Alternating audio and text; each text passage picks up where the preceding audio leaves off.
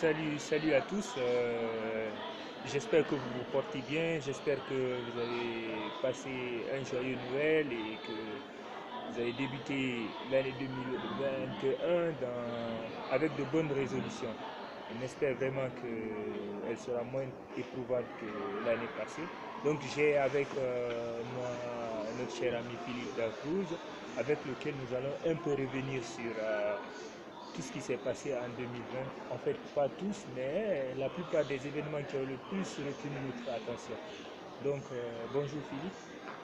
Bonjour à tous. Voilà.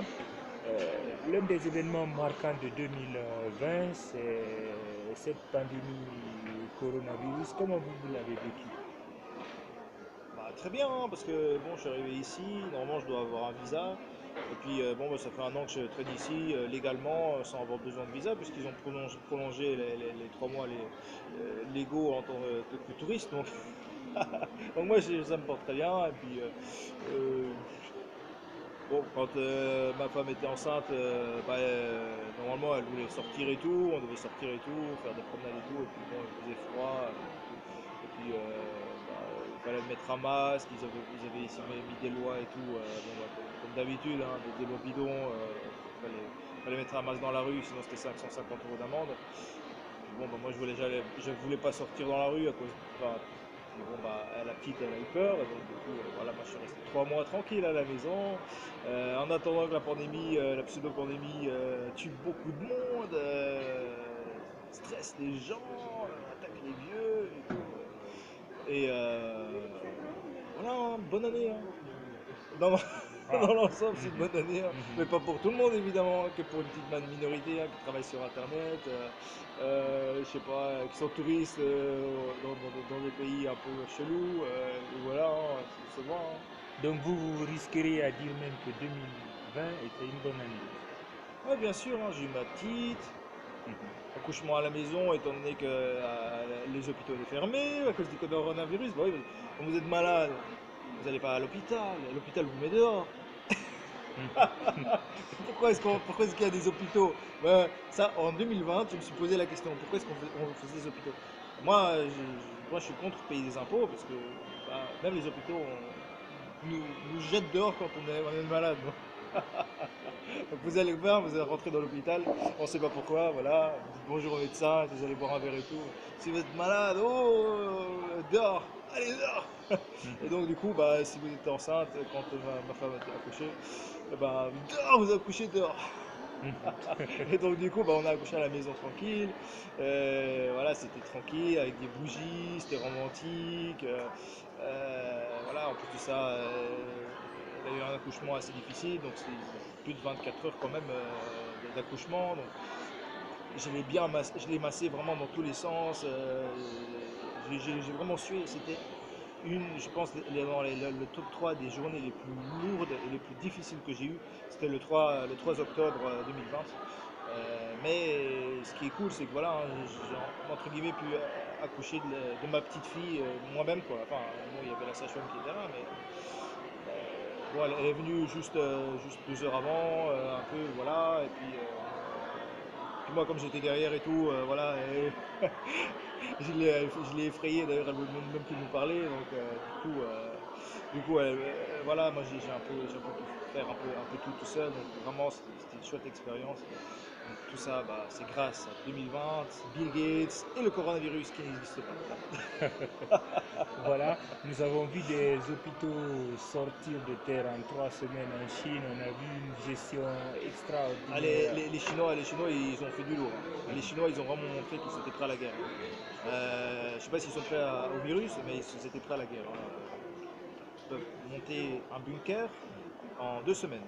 Ça, il n'y a pas de souci, ils nous l'ont prouvé. Bon, un hôpital, un bunker, bon, bah voilà, c'est pas la même chose, hein. Oui. Ça va, ils gèrent très bien. L'économie chinoise est la seule qui va être en positif cette année. Ça veut dire que c'est que chez eux que ça a commencé, mais ça ne les a pas empêchés de toute façon, on va finir dans le positif. Donc, ouais, les Chinois, eux, c'est des taureaux. Hein. Eux, ils y vont, ils y vont, ils y vont, ils s'arrêtent pas. En plus, on a vu des producteurs de tabourets, de chemises se reconvertir en très peu de temps en producteurs de masques. Ça, en Chine, oui. Ouais, en Inde, hein, moi, je Oui, les ai vus, hein, oui. les petits Indiens, ils étaient là par terre et tout, à traîner les masques et tout, là, en train de coudre comme ça à la main les masques. Vous allez essayer de vendre pour 10 centimes, là. Donc après, nous, on est là avec les mains et tout, attention les masques et tout. Cette capacité Avec les Indiens qui sont là par terre, avec les petits, tout ça, en train de cracher sur les masques. C'est marrant, hein. ouais. Moi, je trouve que la pandémie, c'est une bonne blague. Hein. Faut l'avouer, hein, c'est qu'une bonne blague. Hein.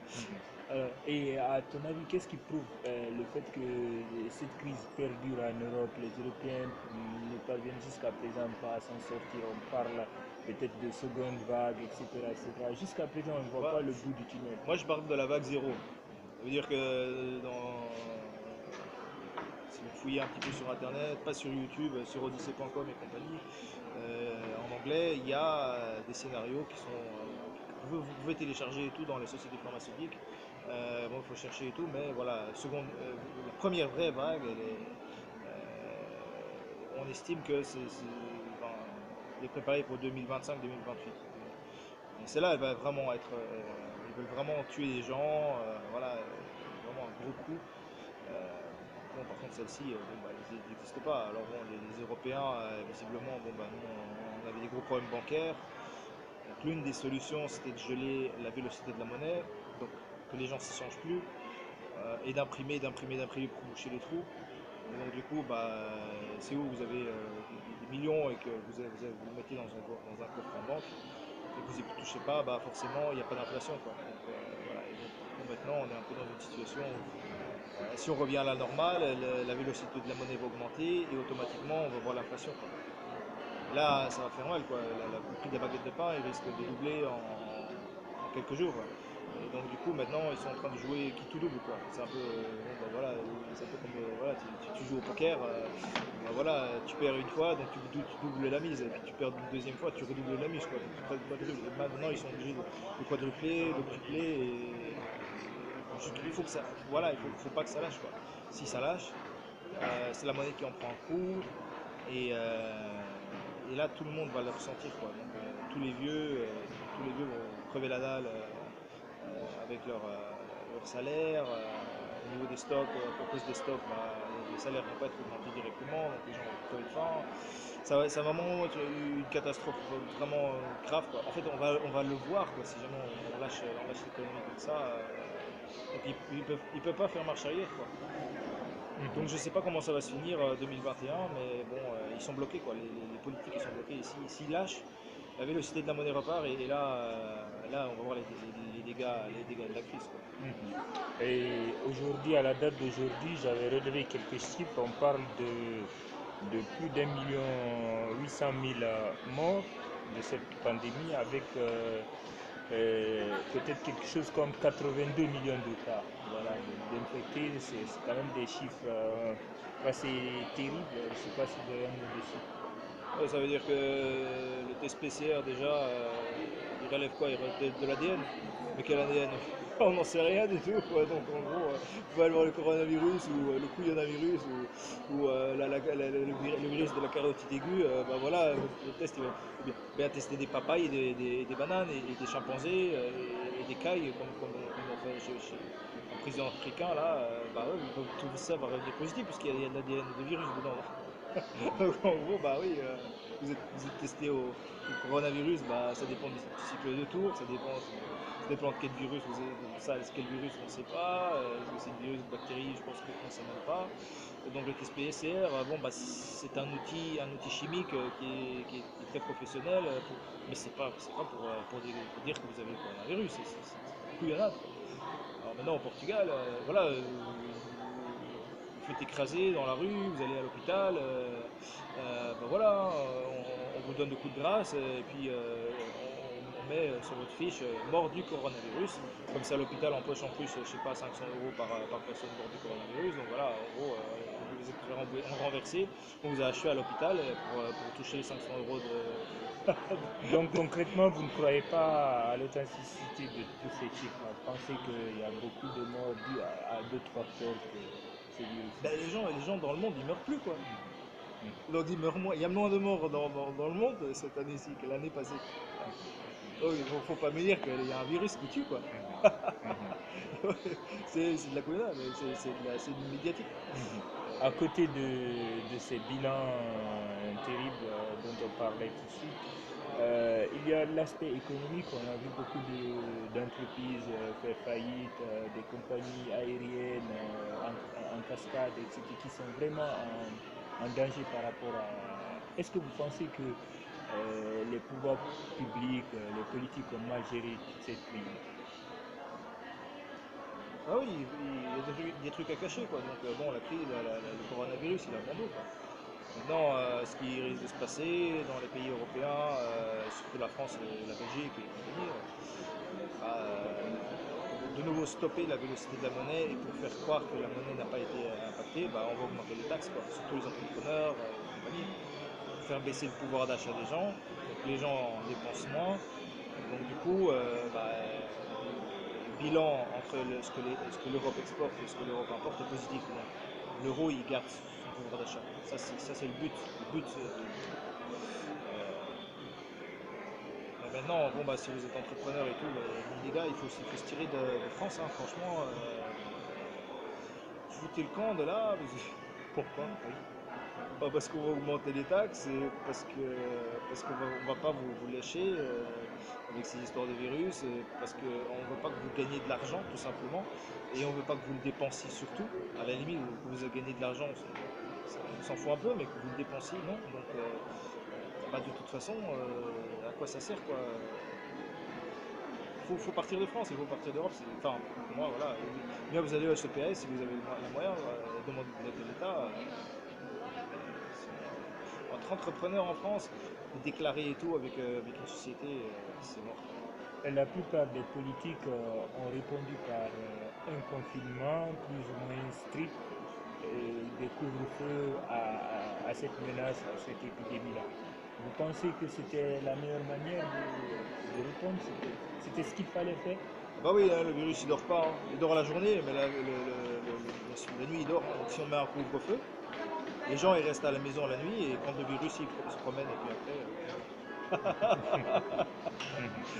Ouais, c'est que des conneries, quoi. Voilà, donc on veut emmerder les gens, et puis voilà, on veut les choquer. On veut vraiment, voilà, c'est la guerre, quoi. Comme Macron il dit, voilà, on est en guerre, bah voilà, on va choquer les gens. On les a interdits d'acheter des trucs, voilà. C'est la stratégie. Mhm. Voilà, on va essayer d'avancer un peu. Il y a eu une, euh, une grande lutte au niveau des recherches par rapport au vaccin, etc., etc. Et finalement, c'est Pfizer et BioNTech qui ont raflé le jackpot, qui ont mis en place cette dose-là qui, selon eux, protégerait contre cette maladie. Qu'est-ce que vous pensez de ce vaccin? Bah déjà, on ne sait pas trop ce qu'il y a dedans, sauf que bah, visiblement, il doit être congelé à très basse température. Alors, il y a des parties d'ADN qui sont très vite dégradées, et donc du coup, elles doivent être congelées à de très basses températures. Ça, j'ai entendu parler de cette théorie, d'ailleurs, je ne sais pas si c'est vrai ou pas. Et donc du coup, de toute façon, c'est une thérapie génétique qu'on essaie de nous faire, quoi. Pourquoi ça, bon, bah, alors là, il y a des complotistes un peu de tous les coins, des vraies informations et des fausses informations, mais dans tous les cas de figure, ça pue cette thérapie génique, quoi. Милана, иди на занятия. Bon, de toute façon, celui qui a deux neurones qui sont connectés, il va jamais se faire vacciner, quoi. Il préférera crever ou vivre au milieu de la jungle que se faire vacciner par un truc qui va transformer son ADN, et le rendre stérile au mieux, ou bien avec des ulcères et compagnie. C'est du grand n'importe quoi. Mhm. Et vous-même, ça veut dire que vous n'y croyez pas, vous n'avez pas l'intention de vous faire vacciner. Bah, regardez la réalité en face, quoi. C'est pas un virus c'est pas un vaccin contre le coronavirus, quoi. C'est autre chose, quoi. C'est une thérapie génique. En gros, je suppose que Déjà, il y a des énormes contrats de milliards et des milliards d'euros qui passent, c'est des financements de ouf. Et en plus de ça, ça fait que l'Europe et les États-Unis sont devenus un laboratoire à ciel ouvert, quoi. Donc, vous allez vous faire vacciner, et puis après, vous allez avoir un suivi médical, et puis tout ça, ça va être bien enregistré dans les bases de Pfizer et de Moderna, et je sais pas quoi. Et donc, eux, ils vont faire avancer leurs recherches et leur donner avec ça, quoi. C'est tout simple. Donc, il n'y a pas, y a pas à chercher plus loin, quoi. Voilà, vous courez vous faire vacciner, vous êtes un couillon. Voilà, face aux comploteurs, on montre l'image des grands dirigeants de la planète en train de se faire vacciner, comme Benjamin Netanyahu en Israël. On montre les grands dirigeants, Boris Johnson, etc. Tout ça, ça ne vous rassure pas. Ce n'est pas de nature à vous rassurer. Bon, alors, comment ça va alors, Biden, Biden. Bon. Bah, si Biden se fait vacciner, bon, bah, lui, il est déjà mort, hein. Bon, bah, déjà, son cerveau, je sais pas,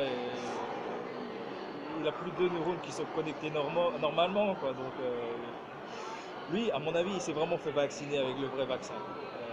Mais il s'en fout, hein. Il comprend rien. Donc.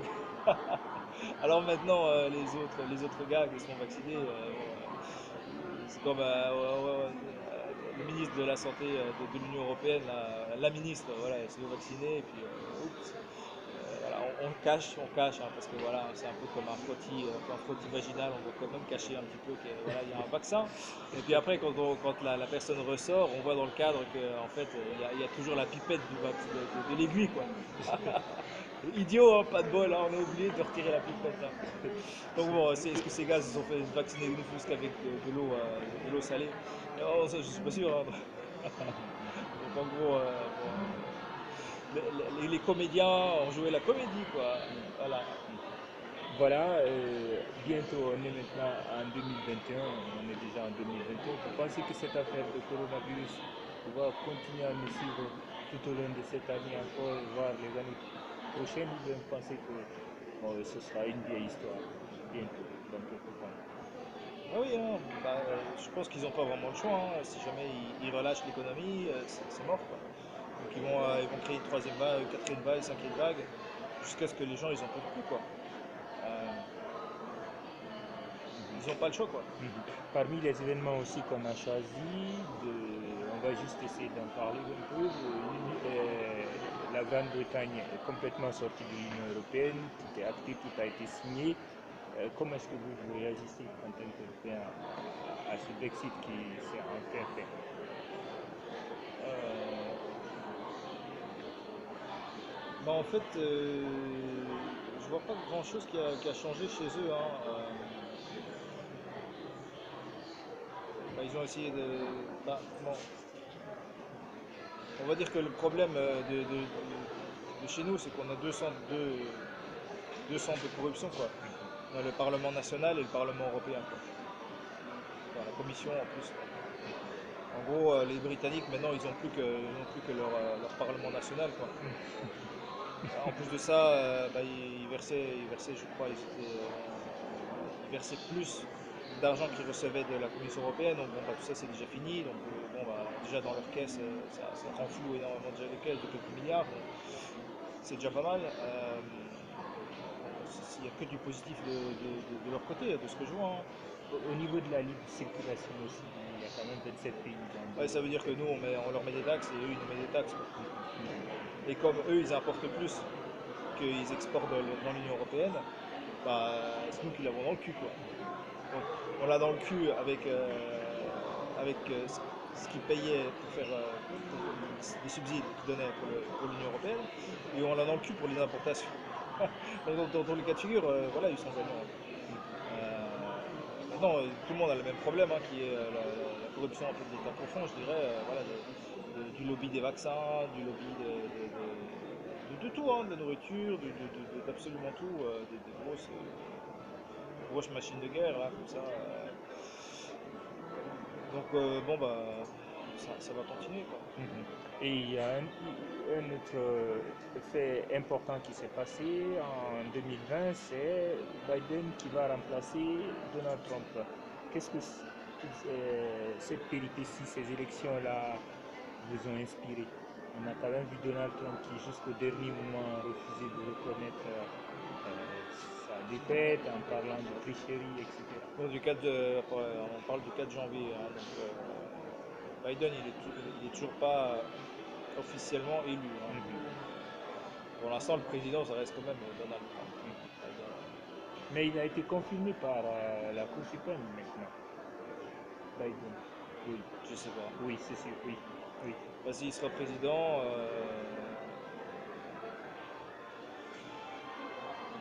bah, ça implique quand même que l'État profond a mis a énormément de pouvoir, quoi. Et donc du coup, ça va vraiment être chaud en tant que citoyen, quoi. Parce que bon, un pédophile satanique comme lui, qui crame autant de casseroles, en plus de ça, qui est totalement lâché, son cerveau ne fonctionne plus.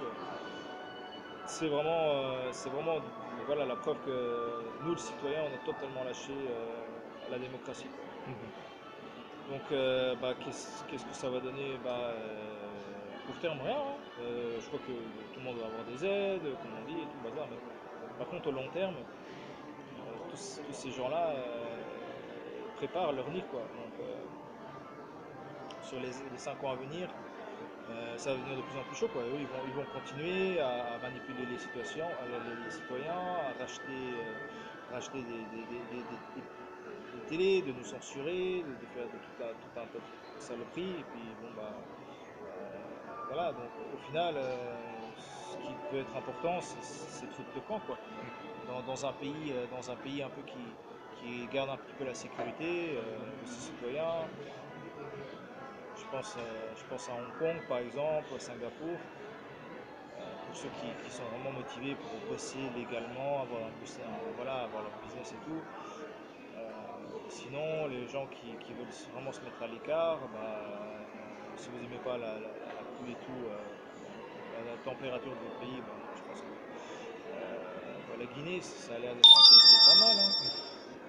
Avec des gens qui aiment le froid, bah, il y a la Biélorussie qui a l'air d'être pas mal. Bah, l'Ukraine, bon, bah, c'est un pays qui est totalement sous le joug de l'État profond, mais l'État n'a pas la main mise sur le pays, sur toute la région du pays. C'est un pays qui est peu peuplé, donc voilà. En plus de ça, les maisons ici, elles sont vraiment pas chères. Pour 2000 euros, déjà, il y a une maison avec un terrain, donc bon, avec les frais de notaire et tous les déplacements, bon, bah, voilà, ça coûte pas grand chose. Et voilà, c'est un peu un plan B, quoi. Parmi les plus grandes réussites de cette année, il y a le commerce en ligne avec Amazon, etc., etc. Est-ce que vous pensez que réellement Internet, le commerce en ligne, c'est le nouvel Eldorado vers lequel tout le monde devrait courir s'engouffrer? Oui, il y a nos livres, hein. Ils marchent, hein. Bon, en tout cas, fin de l'année, tout le monde a bien acheté, donc bon, moi, je suis content. Euh, Maintenant, il y a énormément de problèmes de droits d'auteur. Enfin, moi, j'ai été confronté. Problème de création de compte aussi. Bon, bah, maintenant, pour créer un compte et tout, c'est beaucoup plus compliqué. Euh, Il y a des mecs qui touchent, mais le grosse partie, ça reste quand même voilà, les gros sites mastodontes qui raflent le plus gros, quoi. Maintenant, ouais, hein, celui qui va s'enterrer au fin fond d'Ukraine ou même au fin fond de l'Espagne ou je sais pas où, avec une maison et tout, c'est en autonomie, qui a des surplus, bah voilà, il le met en ligne et petit à petit, il va se faire un nom sur Etsy, sur eBay, sur Amazon. Et bah, il va avoir des petits surplus voilà, une petite épargne, quoi. Il va pouvoir aller, je sais pas moi, au restaurant avec sa copine ou acheter une nouvelle pompe à eau pour je sais pas, ou bien faire des rénovations dans sa baraque, je sais pas moi. Donc, ouais, c'est toujours intéressant, hein, bien sûr, hein.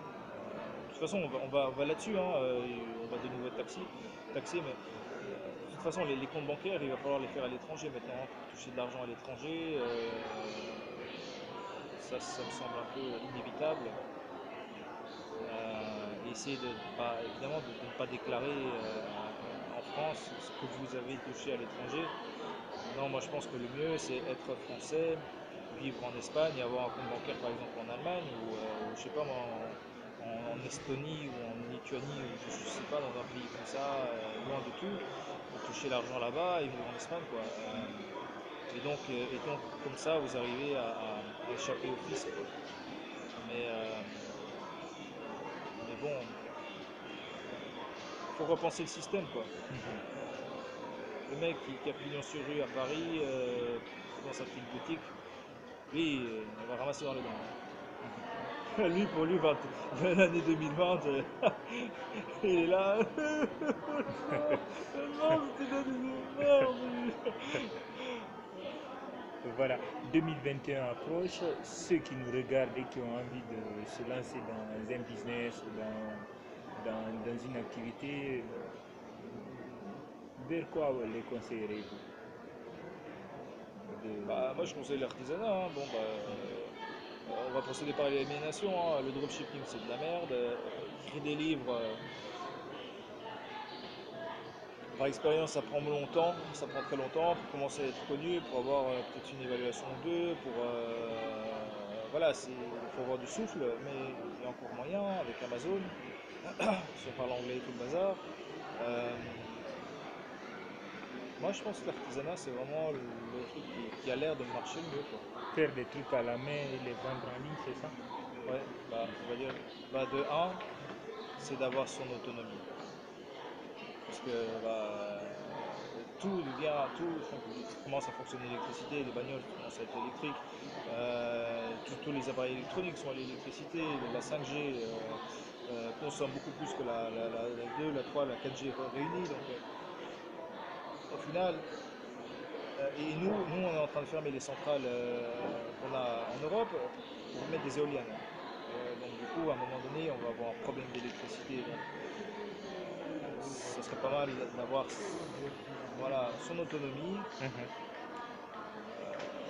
et puis de là penser à un petit business quoi. Ouais, c'est ça, hein. Soit écrire des livres, soit faire de l'artisanat, ça me paraît cool quoi.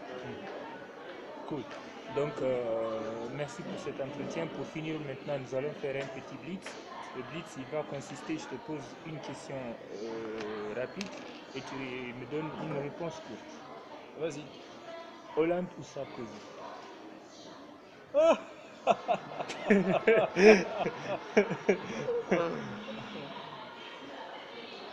Ouais, je crois que Sarkozy, hein. Une Ukrainienne ou une Guinéenne? Guinéenne. Vivre aux États-Unis ou en Thaïlande? Mec, tu me poses des questions vraiment. Les États-Unis, c'est de la merde. Mais la Thaïlande, c'est à côté de la Chine, donc il y a une inflation de ouf là-bas. Euh, Ça veut dire que d'ici 10 ans, la Thaïlande, ça va devenir impayable, quoi. Mais Thaïlande, oui. Trump ou Poutine? Ah, Poutine, ouais. Attention. Mais Poutine est meilleur joueur d'échecs. On va dire ça comme ça. Si je le veux comme président, si je prends un président, je prends Poutine. Aller à l'école ou bien apprendre avec les livres? Ah, faut pas aller à l'école. C'est de la merde, l'école. C'est de la propagande. Apprendre avec les livres. Se faire vacciner ou mourir du coronavirus? Mourir de la grippe? Mourir de la grippe. Merci beaucoup pour cette Ah, je interview. t'en prie, mec. Avec plaisir.